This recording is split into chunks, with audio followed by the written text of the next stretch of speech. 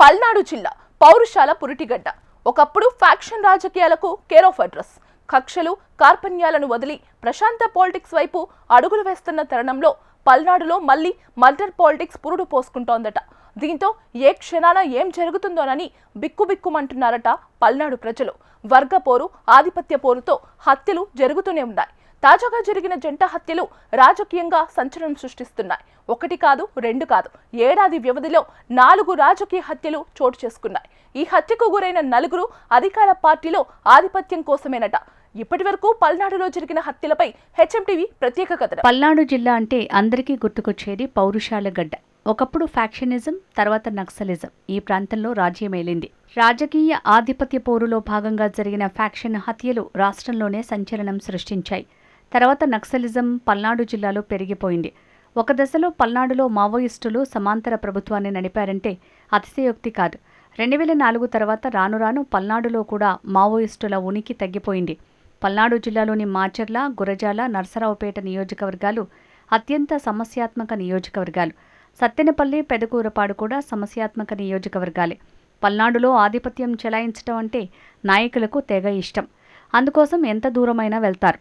హత్యలు చేసేందుకు కూడా వెనకాడరు. గ్రామాల్లో పార్టీలో ఆధిపత్యం కోసం ఎప్పుడూ ఎత్తుకు పై ఎత్తు వేస్తూనే ఉంటారు. అధికంగా హత్యలు కూడా ఒకే సామాజిక వర్గానికి చెందిన నేతల మధ్య జరుగుతుంటాయి. గ్రామంలో ఏ సామాజిక వర్గం ఎక్కువగా ఉంటే వారే పెత్తనం చేస్తుంటారు. అయితే ఆ సామాజిక వర్గానికి చెందిన వారే 2 పార్టీల్లోనూ ఉంటారు. దీంతో గ్రామంలో పెత్తనం కోసం ఒకే సామాజిక వర్గానికి చెందిన 2 పార్టీల నేతల మధ్య ఘర్షణలు జరుగుతాయి. అలా మొదలైన ఘర్షణలు చివరికి హత్యలకు దారితీస్తాయి.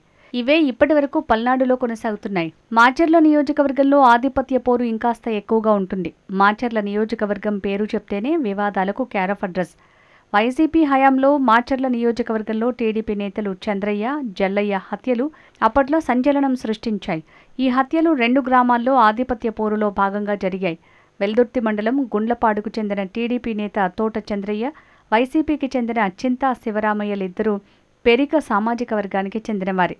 టీడీపీ నేత చంద్రయ్య గ్రామంలో చురుగ్గా ఉండటాన్ని శివరామయ్య వర్గీయులు సహించలేకపోయారు. ఈ నేపథ్యంలోనే ఒకే సామాజిక వర్గానికి చెందిన వీరి మధ్య విభేదాలు మొదలయ్యాయి. దీంతోనే చంద్రయ్య అత్యంత దారుణంగా హత్యకు గురయ్యారు. నడి రోడ్డుపై చంద్రయ్యను ప్రత్యర్థులు గొంతు కోసి అత్యంత దారుణంగా హత్య చేశారు. చంద్రయ్య హత్య రాష్ట్రంలో సంచలనం సృష్టించింది. ఇక దుర్గి మండలం జంగమహేశ్వరపాడులో టీడీపీ నేత జల్లయ్య హత్య కూడా నియోజకవర్గంలో కలకలం సృష్టించింది.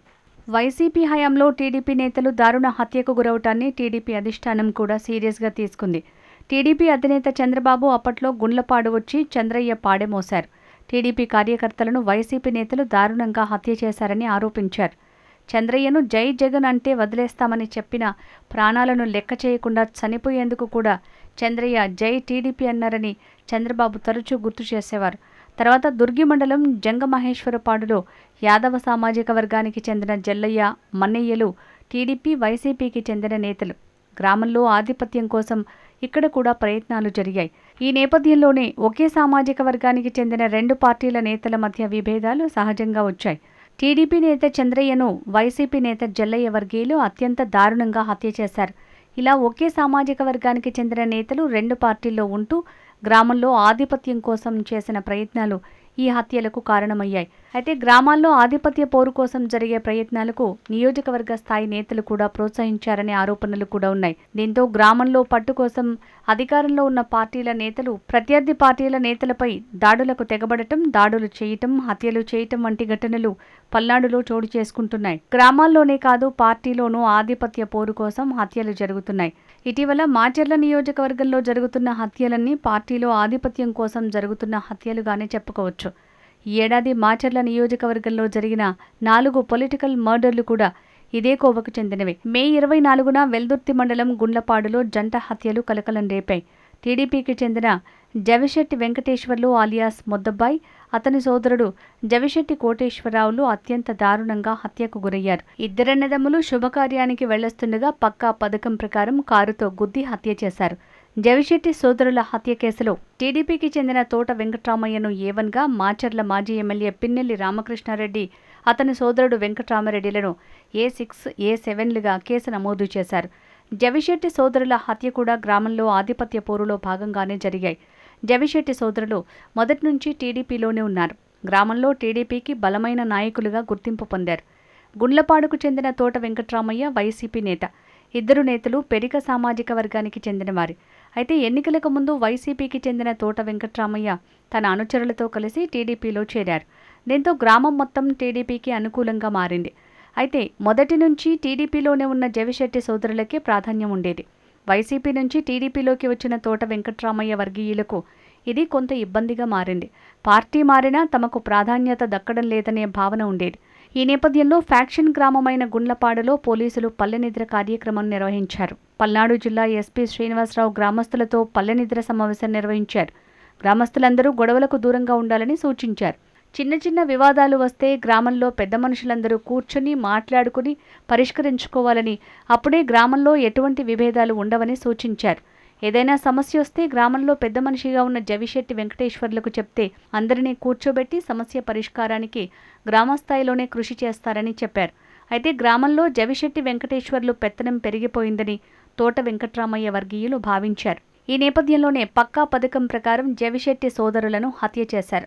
హత్యకు గురైన, హత్య చేసిన ఇద్దరూ ఒకే సామాజిక వర్గానికి చెందిన వారి అయినా గ్రామంలో ఆధిపత్య రాజకీయాల్లో భాగంగానే హత్యలు జరిగాయి. వైసీపీ నుంచి టీడీపీలోకి వచ్చిన తోట వెంకట్రామయ్య వర్గీయులు హత్య చేయటంతో ఈ హత్యల వెనుక మాచర్ల మాజీ ఎమ్మెల్యే పిన్నెల్లి రామకృష్ణారెడ్డి ప్రోద్బలం ఉందని ప్రచారం జరిగింది. మాచర్ల ఎమ్మెల్యే జూలకంటి బ్రహ్మారెడ్డి కూడా పిన్నెల్లి సోదరుల ప్రోద్బలంతోనే హత్యలు జరిగాయని ఆరోపించారు కూడా. తాజాగా దుర్గి మండలం అడిగొప్పులలో టీడీపీకి చెందిన ఇద్దరు అన్నదమ్ములు దారుణ హత్యకు గురయ్యారు. అడిగొప్పుల టీడీపీకి మంచి పట్టున్న గ్రామం. అలాంటి గ్రామంలో టీడీపీకి చెందిన ఇద్దరు అన్నదమ్ములు హత్యకు గురికావటం రాజకీయంగా సంచలనం సృష్టించింది. అడిగొప్పుల బొడ్రాయి సెంటర్లో టీడీపీ నేత కొత్త హనుమంతును వేటకొడవళ్లతో దాడి చేసి అత్యంత దారుణంగా హత్య చేశారు. తర్వాత అడిగొప్పుల సమీపంలోని నిదానంపాటి అమ్మవారి దేవస్థానం సమీపంలోని వాటర్ ప్లాంట్లో ఉన్న హనుమంతు సోదరుడు శ్రీరామమూర్తిని కూడా వేటకొడవళ్లతో అత్యంత దారుణంగా హత్య చేశారు. అయితే అన్నదమ్ముల హత్యకు కారణం కూడా పార్టీలో ఆధిపత్య పోరుతో పాటు వ్యక్తిగత విభేదాలు కారణమని ప్రచారం జరుగుతోంది. అన్నదమ్ముల హత్యకు టీడీపీకి చెందిన యాగంటి నరేష్, అతడి అనుచరులే కారణమని పోలీసులు భావిస్తున్నారు. హత్యకు గురైన హనుమంతు, శ్రీరామమూర్తి హత్యారోపణలు ఎదుర్కొంటున్న నరేష్ ఇద్దరూ కమ్మ సామాజిక వర్గమే. పైగా గతంలో హత్యకు గురైన హనుమంతు, హత్య చేశారని భావిస్తున్న నరేష్ ఇద్దరూ కలిసి తిరిగేవారని చెప్తున్నారు. ఆలయంలో 15 మంది వరకు నాయి బ్రాహ్మణులు తలనీలాల విభాగంలో పనిచేస్తుంటారు. ఇటీవల నిదానంపాటి అమ్మవారి దేవస్థానంలో నాయి బ్రాహ్మణ ఉద్యోగులైన 3 తొలగించి వారి స్థానంలో మరో 3 నియమించారు. ఈ నేపథ్యంలోనే నిందితుడైన టీడీపీ నేత నరేష్ అత్తమామలు దీనిపై మృతుడు శ్రీనివాసమూర్తిని ప్రశ్నించారు. దీంతో ఇద్దరి మధ్య వివాదం మొదలైంది. గొడవ పెద్దదైంది. దీంతో శ్రీరామమూర్తి నరేష్ అత్తపై దాడి చేశాడు. ఈ దాడి ఘటనను మనసులో పెట్టుకున్న నరేష్ తన అనుచరులతో అన్నదమ్ముల హత్యకు ప్లాన్ చేసినట్లు పోలీసులు భావిస్తున్నారు. అన్నదమ్ములు హనుమంతు, శ్రీరామమూర్తి హత్యల తర్వాత నరేష్ అజ్ఞాతంలోకి వెళ్లిపోవటం మరింత అనుమానాలకు తావిస్తోంది.